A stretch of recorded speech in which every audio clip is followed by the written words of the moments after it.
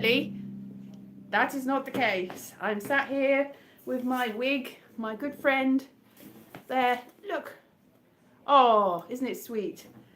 Very much neater than it normally is. Somebody's trying to come in. Bye.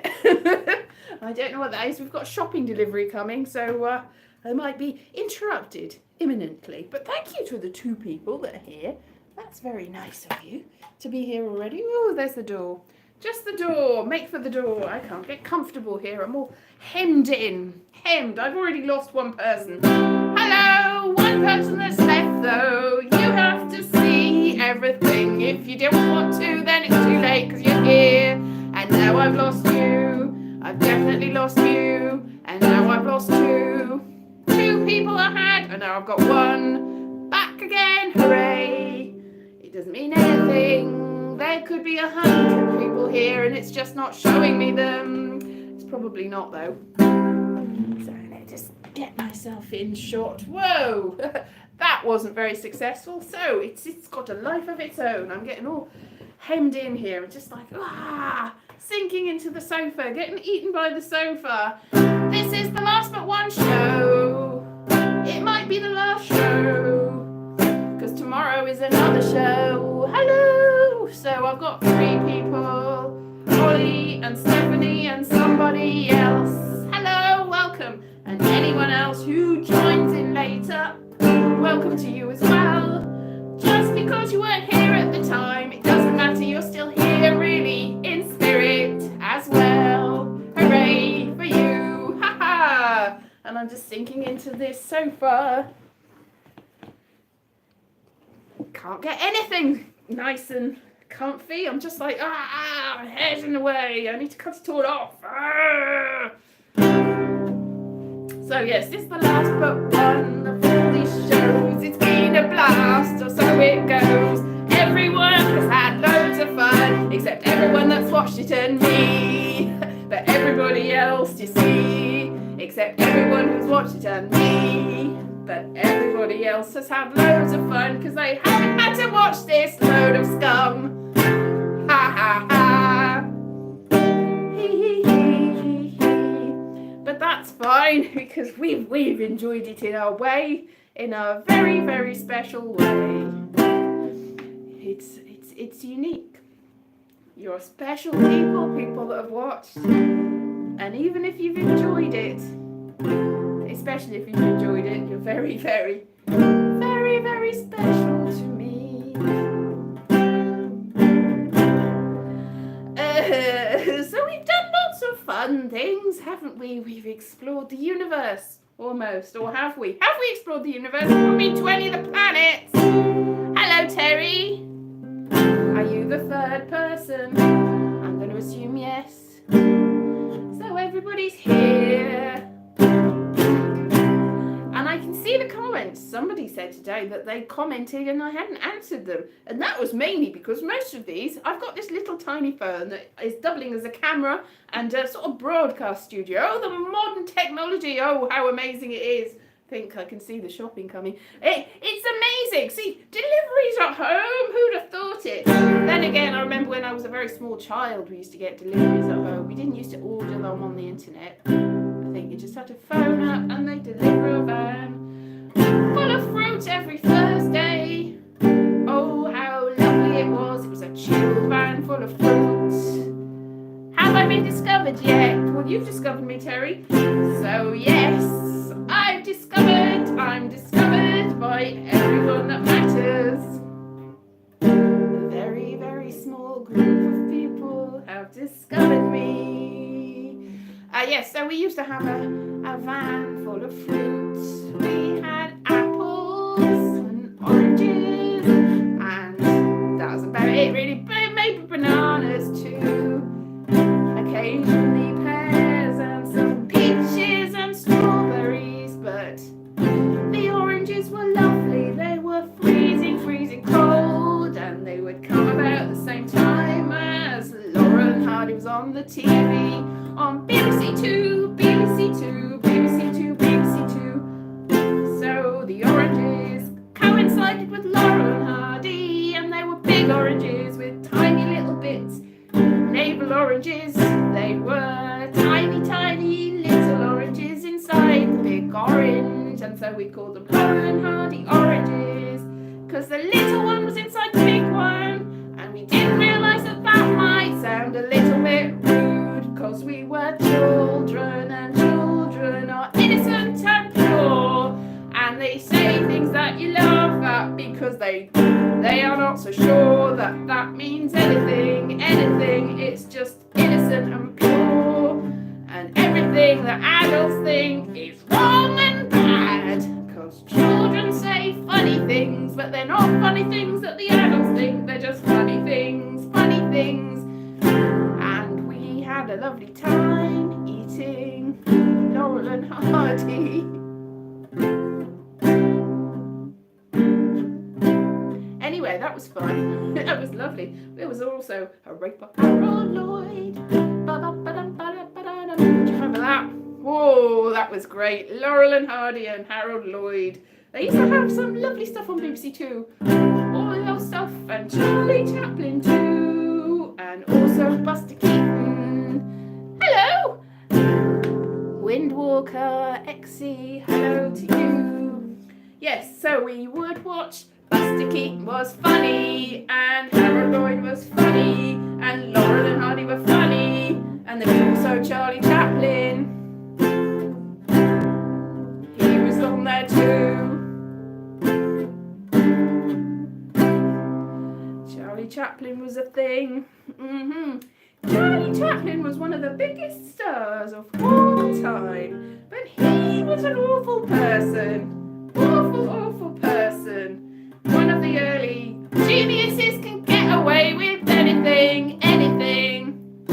Geniuses shouldn't be able to get away with anything at all. In fact, we should hold geniuses in a higher level of responsibility.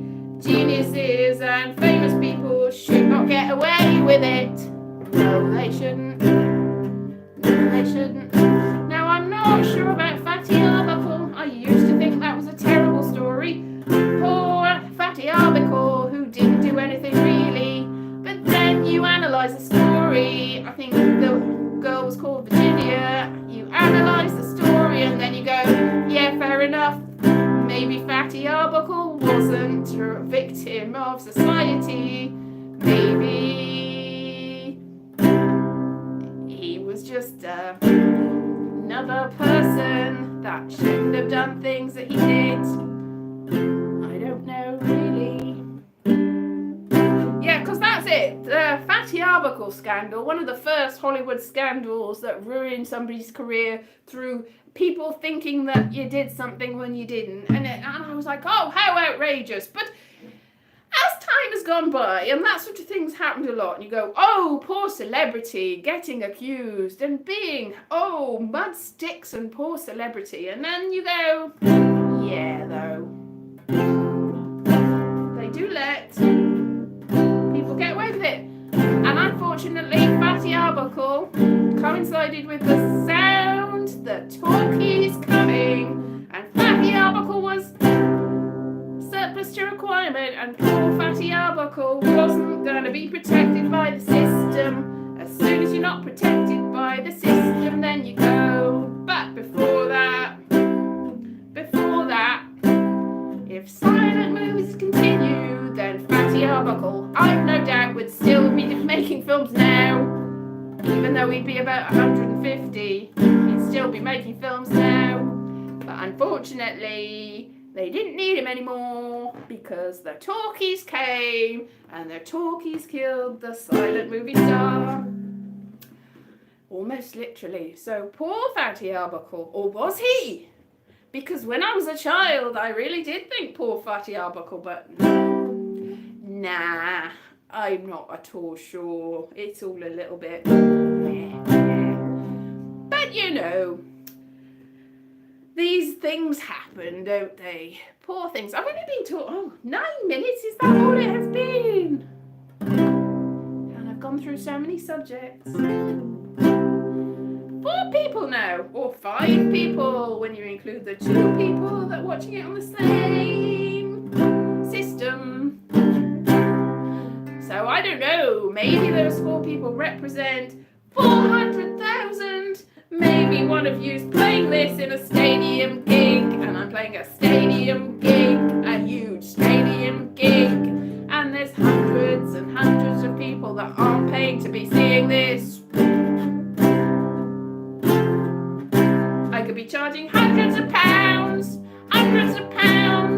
and this is relatively cheap for you, that you just have to sit here and pay for the electricity, so you're paying hundreds of pounds, because electricity costs you hundreds of pounds, but I'm not seeing any of it,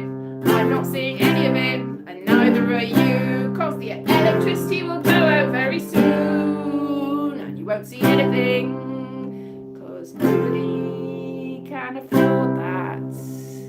Cat! Oh, a cat! That's a lot of people and a cat. What colour is the cat? Is it an orange cat or a black cat or a white cat or a Persian cat or a Prussian blue? Is that a cat? No, that's a paint. A Russian blue might be. A Siamese blue might be, but a Russian blue is not a type of cat. It's just a paint. That sounded like something from The Who. Tommy, can you hear me? No. A tabby! Tabbies are the best. Tabbies are everywhere, and they've got an M on their heads. M.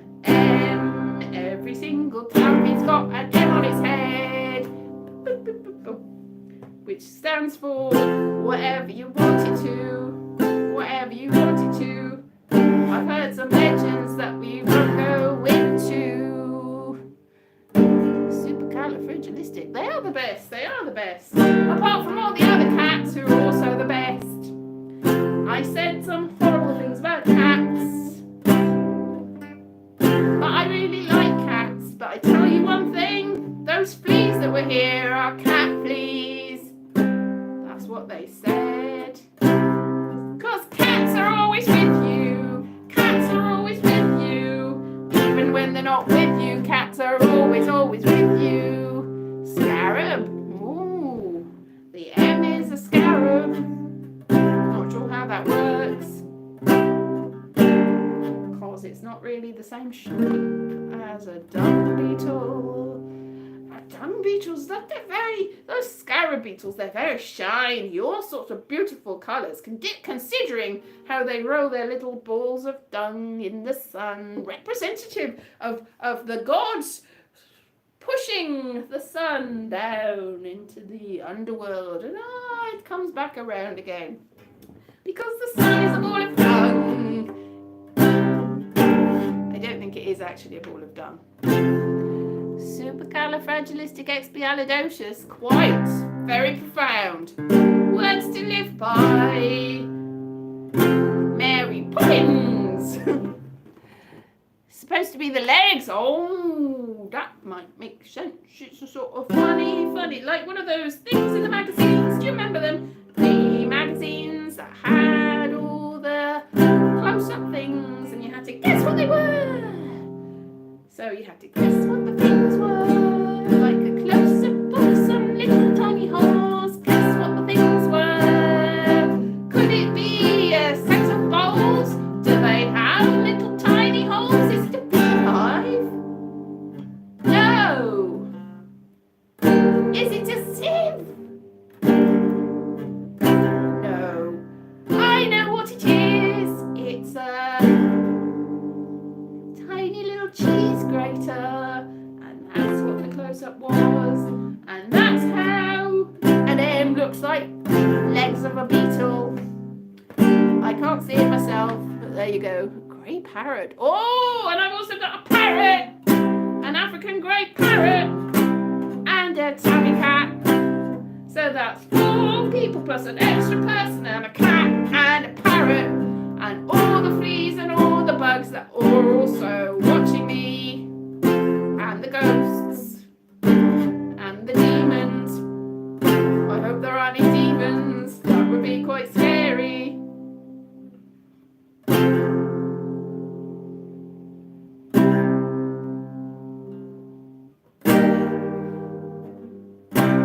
So that would be funny if there were those weird, like, creatures of the night. Creatures of the night. Ah.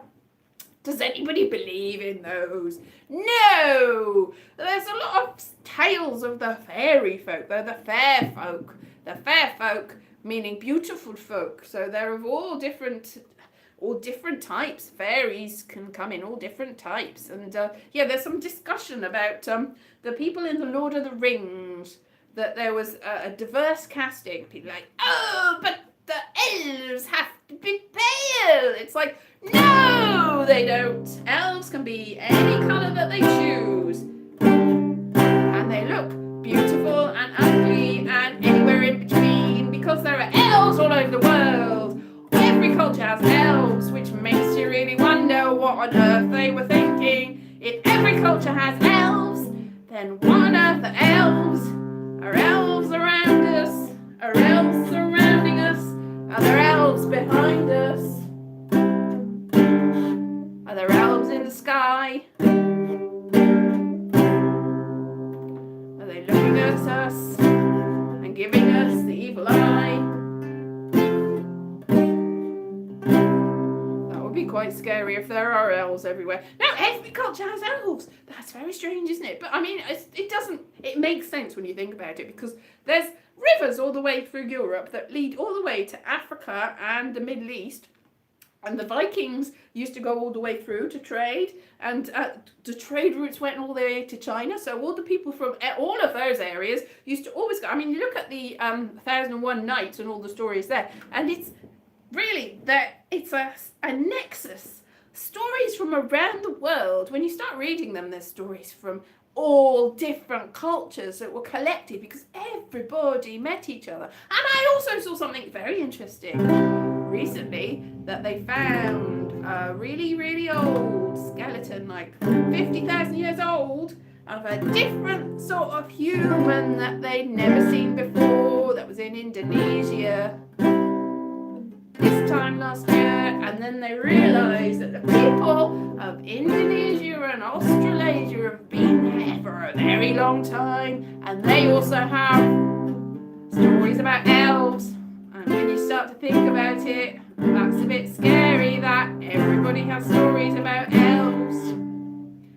In the Americas, I don't know whether they do have stories about elves in the Americas, but they do. Did you ever read Eric von Daniken's story, like Chariots of the Gods? I used to really like those when I was a child because I was stupid. No, they were entertaining. Now, you never went, oh well, definitely that means that there were aliens that visited all these cultures. But there are a lot of things in different civilizations' art, a lot of common things, a lot of images and entities and weird things that appear everywhere. So it's like it's a memory of something that everyone remembers from millions of years ago. Ooh, what if elves existed? What if they still exist? And that's another thing I've seen. Somebody that reckons they flew over the Antarctic and they saw a big hole, and in the hole was a forest with a civilization in it, and they reckon that the earth is hollow, and that's probably where the elves live, in Antarctica, where it's a bit cold, but it looked lovely and warm in the hole, because it's lovely and warm down below, where all of the volcanoes warm up all the snow, and so there isn't any snow, there's just coconuts and parrots, grey parrots, probably loads of tabby cats, and elves, obviously, and also other things. They might have toaster ovens. Agatha, yeah, quite. African parrot shaking its head. Oh, yes, I did. I've also seen the pictures of what they thought elephants looked like. Oh, my goodness. And giraffes. They just heard tales of what things looked like. And they tried to make them look the same. But then again, they had seen horses. And if you've seen a medieval picture of a horse, then you'll know that they didn't have an awful lot of an idea about what things look like. They all look a bit weird. They really don't look like horses. And if you've got no chance with horses, then You're really not gonna get an elephant, right? So yes. And that's also, you know, the whole tall tales of what people looked like, which is the whole Jonathan Swift whole idea of that Lilliputs and all of those, and there's the people with their heads on backwards. I think I'm imagining that, like big people and little people, and a lot of Greek myth as well, a lot of ancient myth. There's like, if you go below a certain place, then the people there have got 8 legs and 5 eyes, and they've got fire breathing out of their noses, and they go, woo, because they really did like making things up. But I know what that is. We know elves. Yes, it's not an English thing. Elves are all around the world. Elves, there's very similar stories. They're not all called elves, but they are everywhere. Like, when you look at different stories from around the world, you will see elves. They're not a specific English thing, for sure. No. But there's some very, very strange tales. Anyway, where was I going? What did I say? Putting out a jar of milk, a saucer of milk for the elves. Yes, I can't remember where I was going with that. There was definitely something that I was going to say, and now it's gone from my mind, flown away. Was it about elephants? No. Was it about ancient myths? No. I don't know what it was. Could have been anything. Lost! Gone with the wind. Lost. Absolutely lost. Nowhere to be seen. Oof. Bing. Yes. So, yeah, there's lots of different tales of weird things in the world. Banshees are the Irish elves. Well, yeah, but banshees make a very... oh, I know what I was going to say. Those tales, all those tall tales of if you go past a certain place, there be dragons, there be weird people that will eat you. There'll be any of these things. From time immemorial till fairly recent, it's like, no, there'll be cannibals. It's like, no, that is not what you will find there. What you'll find is the reason that the people have told you these tall tales is they've got the trade routes that go quite far. Like, there have been trade routes that people have kept secret, like, for millions of years, especially people on the African coast that used to travel all over the place. That, I mean, you've looked at they've looked at x-rays of the mummies in Egypt, and supposedly nobody had discovered the Americas until there had been people from Norway and Sweden that had gone there, because when you look on a map and the way that the map is, it's not that far from Iceland. You just go up and down and you're there. So they had got there because it's not far away, because they're the nearest really people. And also you look the other side and the people near Japan and the top of the steppes, the Russian steppes and that, and all the people that are on that side could easily have got to America that way. The fact that people had got to China, but they didn't let people know they'd got to China, and the fact that Chinese people had the Silk routes, the Silk Road, for millions of years, and the African people had all sorts of different ways to get there. That really, there's very few places in the world that somebody didn't know about, but they were keeping them secret. Now, this sounds like a conspiracy theory, but they did find that cocaine in the mummies, and actually I think marijuana as well, and these are things that they could only have got from the Americas. So there's definitely trade routes that they kept secret for a long time. So yes, and I mean, obviously Christopher Columbus was trying to find India by going that way, but he didn't have the right. But did he know something? Did he know something? Because there are also a lot of possibly not real maps of things that you shouldn't know about. I mean, they have pretty much said that's just somebody making a bad map that happened to be nearly true. But was it though? Probably. But I think a lot of the secret tales of weird things where people had been, where travellers had been, it was so that you didn't try going there because you were afraid that something dangerous would happen and you just didn't think it was worth it. So they could keep the trade route to themselves and get all the money for it. And that's the only reason for weird tales about what's beyond this. Except I can't really explain flat earthers. What have they got to gain from what they think? What is the point of thinking the earth is flat? Is there any real mileage in thinking the world is flat. It seems like a really, really pointless thing on which to hang your hat.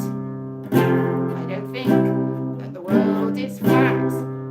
And if it was, so what? Why would you care? Some things you're like, well, I can see why you're really, really arguing about this, but why? Why? How did you even think of this, and why? I mean, there's a lot of things. You go down very controversial routes when you start trying to argue with people that have got very fixed views. And sometimes the fixed views are for a certain reason, and sometimes they're just pig-headed. And you're thinking, why do you think that? And they won't tell you, and they just go, don't argue with me! Don't argue with me, because it's what I want to see and what I want to believe in. And you go, yeah, but what sense is in there? And they go, shut up.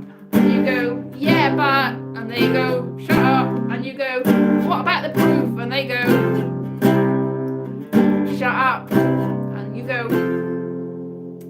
yes, but these citations will show you the actual facts behind it, and people that have done all the research, and experts say, and they go, don't tell me about experts. And you go, but they've done research, and they go, I've done research, I looked it up on a site that my cousin's friend said was true, that they wrote yesterday, and don't talk to me about it. And you go, yeah, but all the mainstream sites, they go, mainstream sites! They go exactly like that, and you go, okay, I'll just step away and leave you to it. That's probably the best thing to do. It isn't worth it. I think I'll step away and leave you to it. And that's probably the best thing to do if somebody comes to you with a weird theory like the reason why all these weird creatures existed is so people could protect their secret trade routes because they all knew their way around the world. Now, if somebody says something like that to you, which is ridiculous, you go, all right, whatever. So don't listen to anyone, especially not me. Because I've got my ideas, and I read lots of Eric von Däniken, and that's probably not a reliable source. So you probably need to do a doctorate or something, because otherwise you're not really ever gonna know. And even then, you're not really ever gonna know, because things change and new evidence comes to light. And ideas change, and people realise they were not right. And everybody goes, what were we thinking? But usually it's too late. And there's always somebody that holds out about it and says, I don't care what society says. I don't care what the mainstream says. I don't care what the experts say, because I'm right and I will not be doubted. No. Never say nay to me, never say nay to me, I will not be doubted, I am right, they will say to you, and you will say, and you will step away from them if you've got any sense, away from them if you've got any sense, because they cannot be talked to, and it's not really worth it, and they will attack you, and you will be sorry, and everyone needs to step away from the internet, and just have a little bit of a sit down and a think. And everybody would be much better off if they thought. I was just looking at a plane with a very long trail, and people will go, it's chemtrails, and I'll go, no, it's just a really long trail with the atmosphere. But it is a bit weird. I think it's the atmosphere though. So yeah, chemtrails. So coca plants and cannabis were in Central Asia, not just America. Yes, well that's where it all falls. But why were they in Central Asia? Because maybe Central Asia had trade links to the Americas, which is one of the things I said. Because when you look on a globe, not a map, a globe. You'll see how very near everything is to one another. And if you are a maritime nation, you will very really easily find that if you go from island to island, you will get there in the end. And the people in the Polynesian islands got to South America, and the people in Norway got to North America, and the people near Russia and Japan and all those places got to North America too. And so did you, because you lived there, but you got there a little bit later. You probably were born there, but how did you get there? How did you get there? Magic. That's how people are born, it's magic. Anyway, this is why you don't listen to anyone on the internet, because they say any old nonsense. But I did say during the course of that song, Stephanie, that my whole theory about trade routes was a load of old tosh that I was making up. You got to listen. I did say what I was saying was very much based on Eric von Daniken, who is, let's be honest, a little bit of a charlatan. Eric von Daniken is a bit of a charlatan. And I think you'd agree that the whole thing about UFOs in civilization was a little bit far-fetched and a little bit bizarre. And it's really, really going too far, because there were no aliens in ancient civilizations. And let's give them credit, they discovered things themselves. And all of these civilizations came up with some amazing stuff, and all of these civilizations came up with similar stuff at the same time, and that's just parallel evolution and parallel development, and none of this stuff makes any blooming sense, because coffee comes from the Arabian places, chocolate comes from South America, tomatoes come from South America, bananas come from, I'm not sure really, and all these things that existed, and pasta comes from China. So, something Italian that's made with pasta and a bit of tomato is not really Italian. So when Italian people say we don't put chicken on pasta, you go, ah yeah, but pasta's fairly new, really, really new. Why not put chicken on it?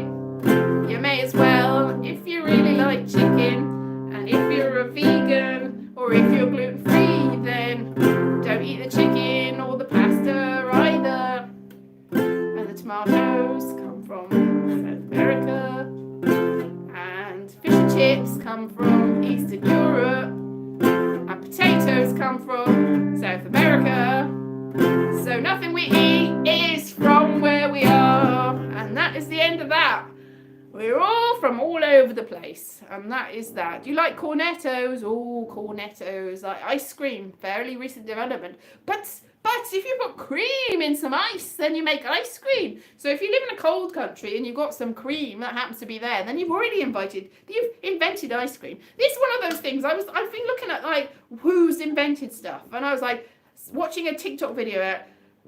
Cream cheese was invented in 1890 by somebody in Philadelphia, and it's called Philadelphia. And I'm like, no, it's not. You look up, there's many civilizations that have come up with cream cheese, and to say Americans invented cream cheese, Americans invented Philadelphia cream cheese, but there are many other cream cheeses that were not invented in America. I think you'll find that there's quite a lot of French and German and Italian cheeses, and even British cheeses, and even any sort of curd cheeses that are very similar to Philadelphia cheese. Americans like to say, I invented that, boys! We invented that! That's a terrible accent. We invented that! It's from America! Like sausage rolls are not from America, but they call them pigs in blankets. We've invented pigs in blankets! That's sausage rolls. We invented apple pie. No, you didn't. None of it is from America. It just got there because a lot of people went there or were already living there, and there are things from America which we've already established, like chocolate and tomatoes and potatoes, which went everywhere else. So fair enough, when you think about it that way, maybe most of it did come from America, but not from Americans as we know them today. They just happen to be cultivated by the people that lived there thousands of years ago. But sorry, I don't mean to insult Americans, because I've also insulted British people and Italians and probably everybody else in the known world. And that's probably me cancelled forever. Anyway, talking of which, this is sort of my last show. I've got another one tomorrow, but it's at 8 o'clock. And so although it's sort of capping off the Fringe, I'm just going to be talking at you, really. So 8 o'clock tomorrow, la la la la la, but that's my normal show anyway. And I've got another chat show in the morning, which I pre-recorded today, which is from Kevin Groves, who's had a lovely show called, he's called House of Kia.